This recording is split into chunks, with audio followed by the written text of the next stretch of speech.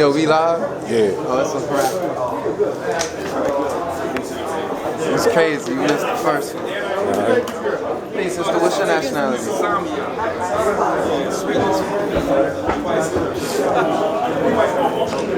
Peace, Lord. If you don't mind my asking, brother, for my show, I got a show for what's your nationality. May I ask you what's your nationality? Hebrew Israelite. Hebrew. Alright, is that a nation or a language? Is that a nation or a language? Yeah. Well, Hebrew is a nation of people. What language is it? They speak a Canaanite language. What's it called? It could be Aramaic, but they call it the language of Canaan. What language? Oh, Canaan, like Canaan? Language of Canaan, yeah. Like Canaan? Yeah. That's fire. You know, because one of the similarities that we definitely share, you know, we're taught to concentrate on our similarities, is that we actually teach that we're descendants of the Canaanite from the land of Canaan. So in there, you know, therein, when you say that we spoke a language that was, what is it? Canaanite, Canaan, language of Canaan, yeah. Which is the Canaanite language, and that, you know, further shows the unity or the strength and the unity of our people. And although we identify by different nationalities, we can see that we have a common ancestor or a common culture or even a common language. Right. But in this day and time now, when we speak amongst each other, because I don't know, that's what I'm really asking. Okay. What is the language of our people? To my studies, it was Hebraic. Right. But I don't know. There's really no such thing as the Hebrew language, to be honest. All right. I mean, we term it as the Hebrew language, but before it became termed the Hebrew language, it was the language of Canaan. You had which was Arab. You had an Aramaic language, and it began to be called like the Hebrew language because the Hebrew people identified with the Aramaic language, so they just said those are Hebrew people. They speak Hebrew, you know. Boom. Which So is more like a designation. Yeah. Because you see, we have this problem nowadays where a lot of people speak a particular language, you know, we're called Spanish. Right. So, you know, I was taught that we aren't Spanish people at all because Spanish wasn't a nationality. But because, you know, Hispanic for whatever reason, or Latin or Latino for whatever reason, which also denotes a language, so that's definitely something that I would like to build with the Israelite brothers more on to see how we can correlate those two factors, differentiate between them, and then properly exercise them. Because you know, in the application of nationality, one has to know exactly what it is that they're applying to. Right. And many of us on the outside looking in, we don't know exactly what it is, what's going on with the Israelites. So let me ask you something. What are you hearing from the different Israelite groups or different Israelite people? What kind of answers are you getting? Are you getting that answer that I just mentioned? I'm getting the answer that you got. Okay. I've gotten Moorish-Hebrew. Moorish-Hebrew. Okay. I've gotten Israelite straight. I've gotten Israelite language. like just Israelite. Okay. I've gotten Hebraic peoples, or the Hebrew. Yeah. You know, I heard something else. Yeah. Aramaic I've heard too, and then I was like, you know, we started talking about the various languages and semantics, which is the science of word family. Right. So you know, like shalom and salam and Islam, but then also in Aramaic, you know, like when you say assalamu alaikum, depending on the dialect, and you would have the shalom. Yeah. Shalom. Right. More heavy with the A sound as opposed to the O sound. Right. That might be a little tougher. Right. You might get a like as a comment. So you know, it's good to build the various Israelites, the various camps, to get a thorough understanding. And the only way I feel we would get an understanding about anything is actually interact. That's right. Sister, what's your nationality? You just got on my show. What's your nationality? African. It's both. Oh, you said it's both? Nah, it ain't both. All right, cool. It ain't both at all. Brother, I really like your outfit. Can I ask you what's your nationality? My man is fly right now. Nah? Yo, can we just get your suit on camera? It's just on him. Look. Now just get a suit. Alright. Yo, he is free right now. Yo, No doubt. anybody who thinks my man ain't free, you got a problem. It's all good. Alright. Yo, the brother is just it's all good. You know what I'm saying? The whole thing. Alright. Yeah, man, yo, my man know he killing it, that's why, man.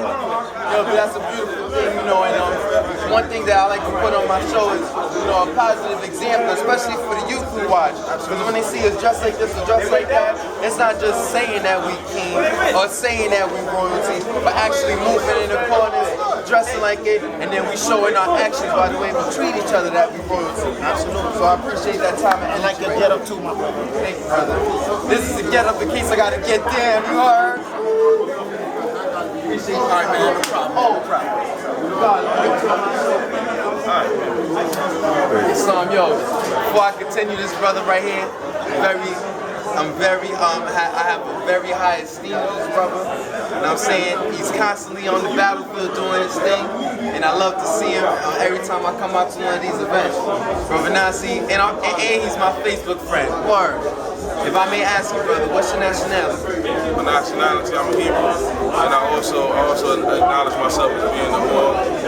A lot of my science and a lot of the deep understandings of the scriptures, I studied under Moorish science, and I was able to build up off of that foundation using rabbinical studies and Moorish science and forming a platform for myself.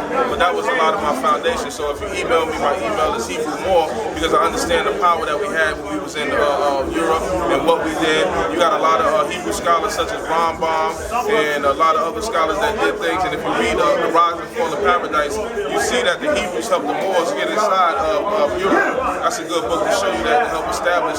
And the Hebrews didn't want much. They was like, you know, Moors, do your thing, you know what I mean? And we formed together. So if we can do something here and similar in establishing our nationality and understanding who we are and standing strong, as long as I know he's a Moor, I know he's a Hebrew, he's a Muslim, whatever, and we are under Abrahamic faith, we under one God, we understand the power of the unity, and coming under that and understanding our nationality, our economic freedom, that we spiritually are superior to any other group, then I'm down with my brother, we riding and we gonna do this forever, man. And that's all that separation, all that try to debate and all of this stuff. We did the last debate for unity, and you see that no unity came out of it. It's supposed to be the final showdown. You see it's another showdown. So we step away from groups that have deceptive tongues and talk from a snake mouth, and we trying to build something that's spiritual, and ain't nothing gonna stop this. If I may now, you said that it didn't bring about unity, but I have to make the note that the unity in Israel right now is so real. All the different camps come out, they showing each other love. The more can come through, we can get the love, and we all come under one accord. We understand that we have the Abrahamic faith. You know what I'm saying? We have a common ancestor, we have a common history, language, custom, culture, tradition, historic continuity, and that's the true beauty of our Asiatic brothers and ourselves as people. No matter what it is that we go under the banner, that we can come under for one God, one aim, and one destiny. And in the Baza Amun, if Kemetic brothers actually studied their stuff and spoke real stuff, in the Baza Amun to describe all the powers and say that they are one God. So if you come under that doctrine and understand that all the entities and powers are one God, we all can focus and build together. It's just a division because people are bringing demonic energies inside of this, and now we're ready to build. So we're just waiting on y'all. Real talk, if you're watching this, we're waiting on y'all, because y'all should have been here right now in front of this camera showing that unity. Instead, y'all probably going to be typing on how I don't understand how the Israelites are Moors. I don't understand how the Moors are Israelites. We all one people, we all one family, and we all under one love. And once everybody gets that understanding, then we can start to be successful in all our undertakings. Until then, those minor minuscule discrepancies are going to continue to haunt us for another 400 years. That's right. Really not. You know, you don't know that those Kemetic brothers believe in UFOs and that we originate from. Don't you think it's a matter of perspective when we say the Most High created us in the Garden of Eden, and they're saying that these UFOs created us, or something like Prometheus that come from the Greek legend? Don't you think it's kind of a parallel?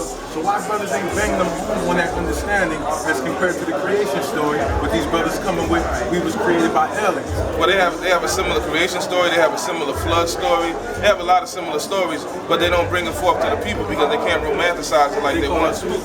Huh? They call us spooky. Because Kemetic science is not the what the ancient Kemetics believed. The Kemetics was highly religious, they had a spiritual system, they believed in the divine, they believed in Atu Renee, they believed in Astiga Amen Renee. Amen Renef. If you look at the Amen Renef, it means the hidden one, and they weren't even allowed to pronounce that name. That's how holy the name of that entity was. So what you're getting today isn't. That's some government agency program that's there to divide up our people and stuff like that. That's not Kemetic science. Kemetic science is relevant and similar to some of the stuff that we bring and information that we bring, you know. And if you want to know the real truth, I think that these brothers need to just step up and say, you know, they are parallel, they are truths. We have similar beliefs, and once we build up on our similar beliefs, we can really get past this. But as long as you want to romanticize it and say the black woman is God and not big up the brother and bring the brother down low, we're gonna have a lot of divisions because our brothers are already being brought down low. We definitely don't need them. Right now, yo, I want to say, yo, I give honors to the brother Nasi, Yashuv-El. You know, I do appreciate your time and your energy on my show, What's Your Nationality? Clearing some of that up from the Kemetic or the Coptic sciences. And definitely, when we look at, just wanted to put in a camel walk with you on that. And we talk about the Kemetic sciences or the Coptic sciences. We talk about Ma'at, and we talk about balance. And we talk about the various deities that are exalted in the culture. We all see that at the end of the day, all of them are representations of one. Ma'at, right? Of one. Look in the Hebrew Bible. Ma'at is in the Hebrew Bible. If you deal with Kawa, the Hebrew word Kawa is in English is called Eve. Eve is what? It's in the middle of the word lever, which you pull to bring balance. It's in level, which is balance. Eve is also in even, which brings balance. It's also in the word evening, which is the balance of night and day. So if you're talking about our woman in the culture and the Ma'atic system, that's all in there. They need to stop dividing our people and trying to make it like it's different things. Breaking it down right now. Yo, that was crazy. Real talk, yo, chapter 4, Ministry of Death, Lord Murk-El, the angel in training. Yo, look me up, facebook.com/Lord Murk-El. Where can they find you at, God? You can go, you need to contact me at Hebrew More. I'm on Facebook, Nasi Yashuv-El, Nasi 79 on Instagram. We just trying to build. Be sure to follow my man on Instagram. Be sure to check him out on Facebook, man. And it's all peace and love from him. Alright, let's go catch let's do one more person, maybe two. You'll find out a CD, brother. Oh, Elder Gabar.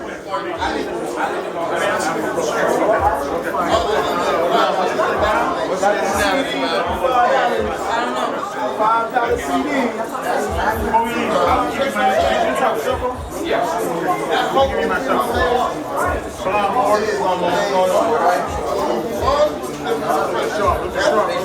You know, I would love to get you on my show here. What's your nationality?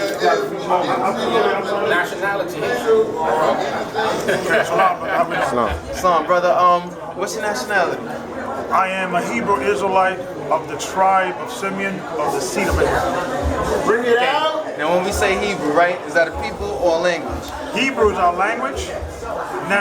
Israelite is our nationality. So Hebrew Israelite is denoting the book.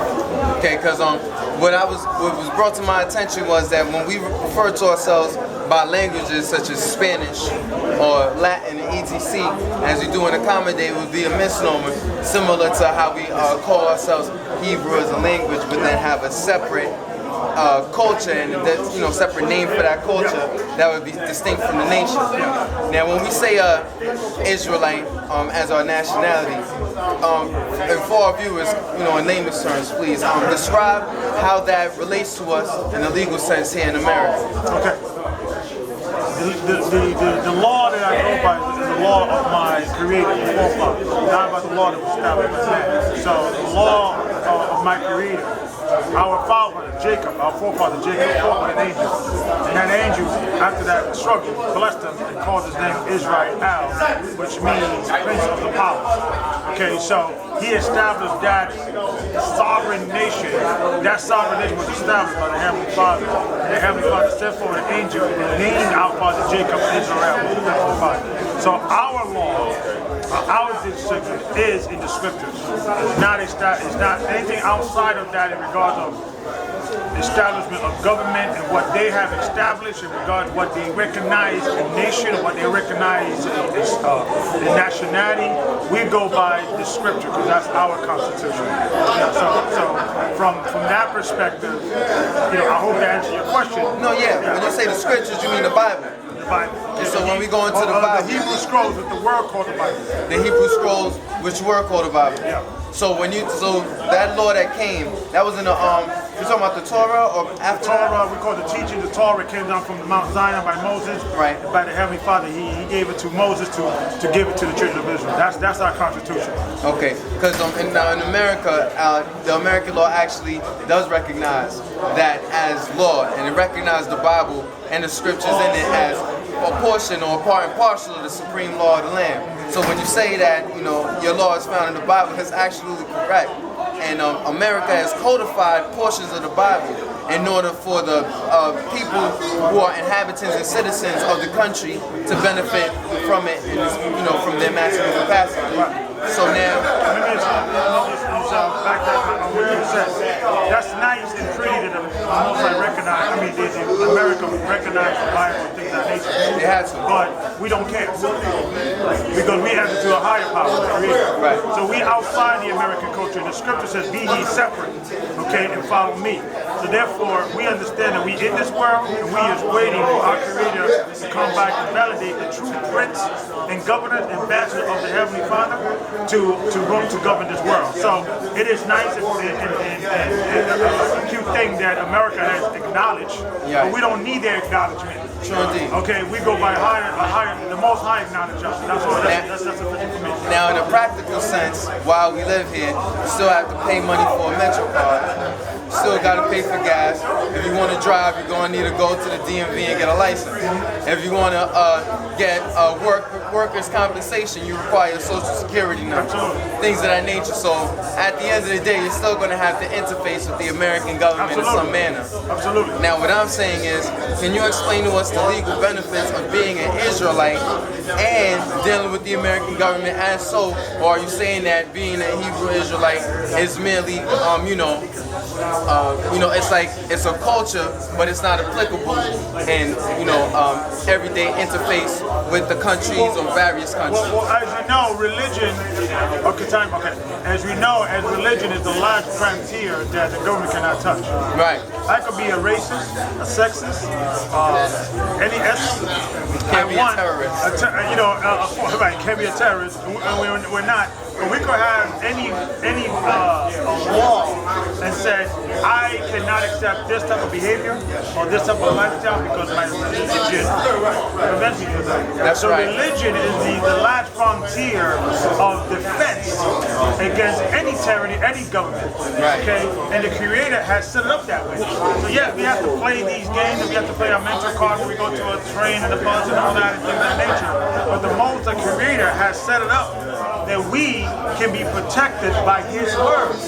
And however He did it in legal jargon and how He did man or manipulate man to do that, we are protected by our what man consider religious beliefs, what we consider by the Torah or the teaching that came down by Moses. Okay, so it's a perfect scenario, and I gotta go in a minute.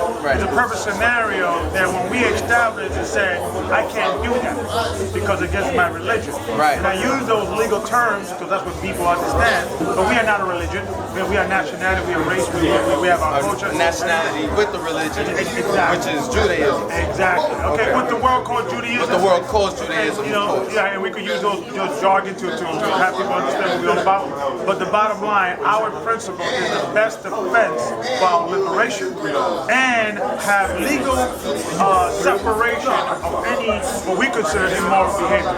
So we could discriminate against homosexuals legally. So you can't come into our synagogues because it's against our religion. Right. You can't dress that way because it's against our religion.